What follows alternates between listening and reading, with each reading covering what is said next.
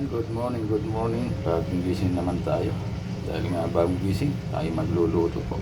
Ayan, ito, saluyot po. Ayan, saluyot, mayroong sitaw, may papaya at may okra rin. At inilagay ko na po yung sahog na bangus at saka yung tawag nito gabi. Ayan, pampasarap daw yan, yung gabi. Ayan, at may sahog na bangus at tatanggalin muna natin para hindi siya madurog. Ayan,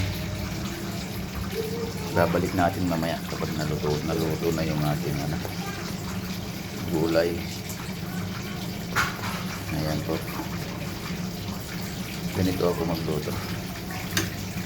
Dati hindi, nagaya ko lang po ito. Ayan, at ayan, ilagay na natin yung saluyot. Ayan, ayan po, para mauna maluto. Dahil nga yung saluyot ay mahirap maluto po ito.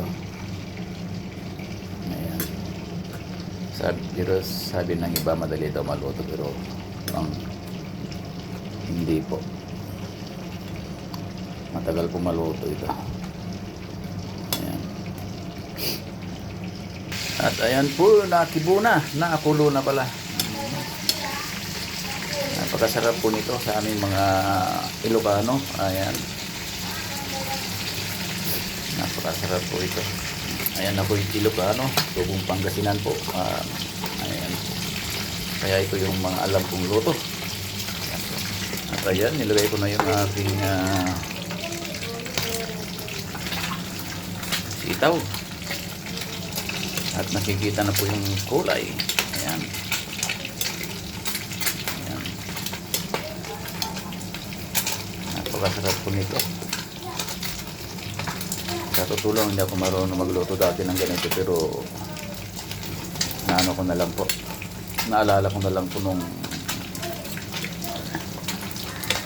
sa tatay ko.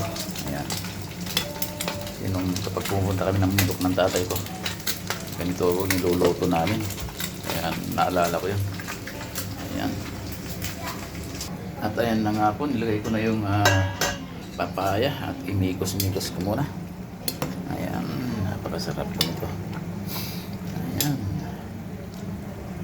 at ayan na nga po, paguguloan natin ulit at ating ibabalik po ang ating mga babalik natin yung mga prito, pinansahog po. Ayan, ayan, sa ibabaw na lang po natin ilagay. Ayan, yun ang pinaka-toppings niya po. Ayan, ayan po. Ayan,